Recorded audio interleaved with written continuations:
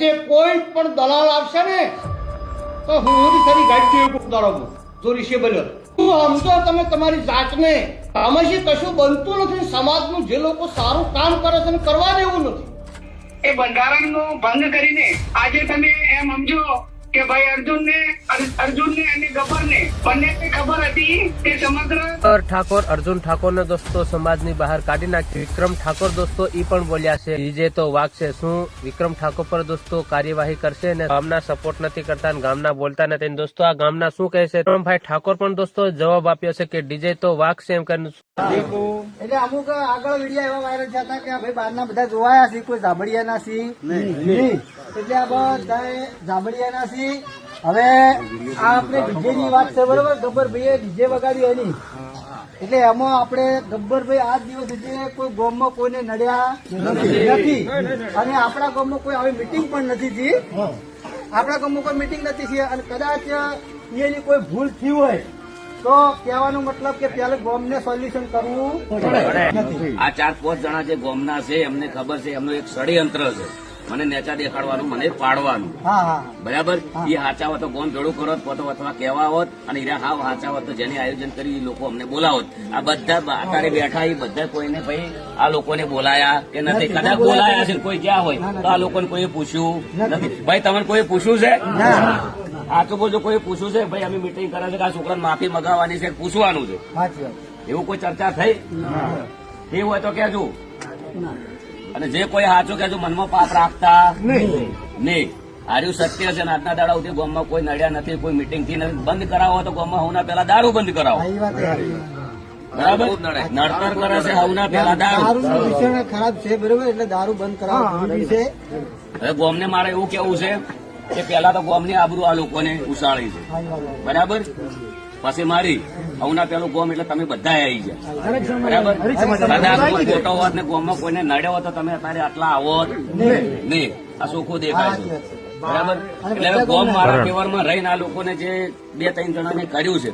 હવે ઘર ધણીનું કેવું એવું છે કે મેં ગોમ ભેળું કરવા ગયો હતો, વાત કરી પણ આ લોકોએ કોઈ મારું મોન્યું મેં કે તને ફાવે એમ કર. જે વ્યક્તિ પાઘડી ઉતારીને માફી માંગી છે એ વ્યક્તિ એમ કીધું કે તું વરઘોડું કર ને સોરાવ થઈ કે હાજર ડીજેમાં એ વ્યક્તિ આવ્યા કે હું પટાક ખેલીશ. હવે એ વ્યક્તિને મારા ઘેર 15 વર્ષથી કોઈ દાડો ચા પાયો નથી. બરાબર. કદાચ માફી માંગે તો અમારા વડીલ લોકો તો અમે માગીએ, ભૂલ કરીએ. બરાબર. આ સત્ય છે. તો આ એક નેચું દેખાડાની વાત છે ને એક હારેલો સરપંચ છે અમારા ગામમાં. તો એ વ્યક્તિ કોલ રેકોર્ડિંગમાં એવું બોલ્યો છે કે આ લોકો નીચ છે. તો પેલા હું ગોમ કને કહું છું કે મેં ગોમમાં શું બગાડ્યું, શું નીચ વેડા કર્યા. ચલો મારી વાત છોડો. મારા ઘરે મારા કુટુંબ કે મારા બાપ દાદાએ ગોમમાં કોઈ વસ્તુ બગાડ કર્યો હોય તો તમે મને કહી શકો. બરાબર. ગોમ રાજા છે, ગોમ કરાઈ. હા, એક વાત છે. હવના પેલા હું ગુનેગાર હોય તો ગોમ આવત ગોમના કેવું હું ના મોન્યો હોય અને ગોમને કહી દીધું ભાઈ કે તમારે જે કરવું એ કરો તો તમે બહારના બોલાવી શકો. અથવા બહારના બોલાવા છતાં આ લોકોની મીટિંગ કરી એ અમારું ક્ષેત્ર હતું, અમારા કુટુંબ એટલે અમારું. બરાબર. તો એ જગ્યાએ અમને મીટિંગ કરી. બરાબર. કદાચ મારા અંદર પાપ હોત તો હું જતો રહ્યો હોત બાજુ. બરાબર. અને તો હું મીટિંગ બી ના કરવા મંડપ શું કેમ વધવા દઉં. બરાબર. અને કદાચ મારા 1.5 લાખનો પ્રોગ્રામ હતો પણ હું રીચે કરીને 1 થી મોડે 3 વાગ્યા સુધી રાહ. તો આ લોકોને કોઈ અમને બોલાયા નથી. બરાબર. આ લોકોને મેન ષડયંત્ર મારા ઉપર રચ્યું છે પાડવાનું. એટલે મારા ગોમને રજૂઆત કરવી જરૂર. કાલ ગોમ વાળાને એવું લાગે કે આ વ્યક્તિ ખોટો છે. બરાબર. હા.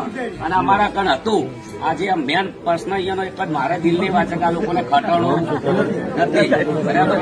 અને અમારા કણ હતું તો ગામમાં જે પ્રતિષ્ઠા થઈ એના અંદર સૌથી મોટો સડાવો જિલ્લાના ઠાકોર સમાજે સાથે મળીને આ બંધારણ બનાવ્યો છે. અને એ દિવસે જાહેરમાં એવું કહેવામાં આવ્યું હતું કે આ મુદ્દાઓનો કોઈ પણ ભંગ કરશે તો એને લાતમારો કરવામાં આવશે, એની સાથે સામાજિક કોઈ વ્યવહાર કરવામાં નહીં આવે અને જ્યાં સુધી માફી નહીં માંગે ત્યાં સુધી જે ગામની કમિટી હોય જાબડિયાની કે જે કે એ પ્રમાણે કરવાનું રહેશે. ત્યારે મારે અર્જુનને અને ગબ્બરને અને જાબડિયા ગામને કહેવું છે કે આ સારું બંધારણ બનાવ્યું હતું અને બીજા સમાજે જેને પણ બાકીના 5 સમાજે બંધારણ બનાવ્યું એમાં ડીજે નો ઉપયોગ કોઈ પણ પ્રસંગોમાં ના કરવો એ ઠાકોર સમાજે તો રાખ્યું પણ તમામ સમાજોએ આપણા સમાજનું અનુકરણ કર્યું. અને આપણા સમાજનું જે બંધારણ બનાવ્યું છે સારું બનાવ્યું છે એટલા માટે બીજા સમાજે પણ એ પ્રમાણે બંધારણ બનાવ્યું. તો આજે એ ઠાકોર સમાજને એકને નુકસાન નથી કર્યું.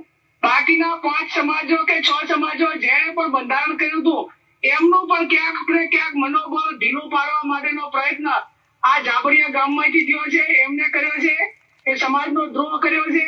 એ કોઈ દંડને પાત્ર નહીં, પણ તમે બધા જે આગેવાનો નિર્ણય લઈ અને આવું બીજા કોઈ ન કરે એવું જે નક્કી કરવાનું હોય કરજો ને, એમાં હું મારો ટેકો પુરાવું છું. અકબર ઠાકોરને નાક બહાર મૂકી દીધા છે. એમને જે ડીજે કર્યું હતું એમાં તો જ્યારે ઠાકોર સમાજનું સંમેલન હતું સેક્ટર 11માં, ત્યારે પણ હું ડીજેમાં કદી ગાતો નહીં. કમલેશભાઈ તમને ખબર છે, અશોકભાઈ તમને ખબર છે, રોહિતભાઈ તમને ખબર છે. મેં એક વિનંતી કરી હતી જ્ઞાનીબેનને.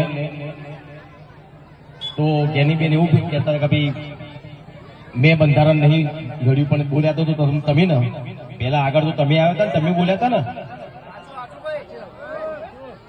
તો બધા બનાસકાંઠાના ઠાકોર સમાજના જે આગેવાનોએ બધું બંધારણ કર્યું છે, બરાબર છે, બંધારણ કર્યું.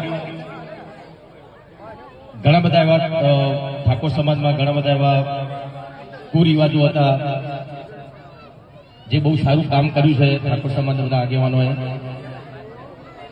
પણ એના લીધે ડીજેના જે કલાકારો હતા બનાસકાંઠામાં બિચારા ઘેર બેસી ગયા. અને જે આગેવાનો બંધારણ કર્યું એ લોકોને ખબર નહીં ડીજે એટલે હું. ખબર છે કમલેશભાઈ?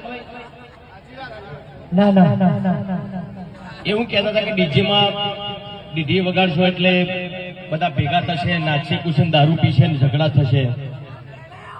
એવું જરૂરી નહીં. કોઈ ઢોલ વગાડતો તો દારૂ પીનારો પીવાનું જ છે, ઝઘડા કરનારો ઝઘડો કરવાનો જ છે. તો ડીજે બંધ થવાથી સમાજમાં સુધારો આવશે એ વસ્તુ ખોટી છે. જે ડીજે બંધ થયા છે ને એ રીતે ઘણા બધા કલાકારોના બિચારા એ લોકોનો રોજગાર બંધ થઈ ગયો છે. એ લોકોને ખબર નહીં પડતી. એ બધા મોટા માણસો છે, મોટા માણસો એટલે ડીજેની એમને ખબર નહીં પડતી. લોકો વીગો ગેરવી રાખીને ડીજે લાયા હતા, એ લોકો ઘેર બેસી રહ્યા બિચારા. એક ડીજેમાં 15 કલાકારો કામ કરતા હોય એવા બનાસકાંઠામાં કેટલા ડીજે છે? તો એક ડીજેમાં 15 કલાકારો કામ કરતા હોય તો કેટલા કલાકારો બીજા ત્યાં બે ઘર એમને કમાણી બધી બંધ થઈ ગઈ એમની. તો ચલો કઈ વાંધો નહીં, તમે ડીજે બંધ કરાવી દો. પણ જેના લોકોના ડીજે બંધ થયા છે એ લોકો ઘેર બેસી રહ્યા છે, એમનો રોજગાર આપો તમે. ચલો.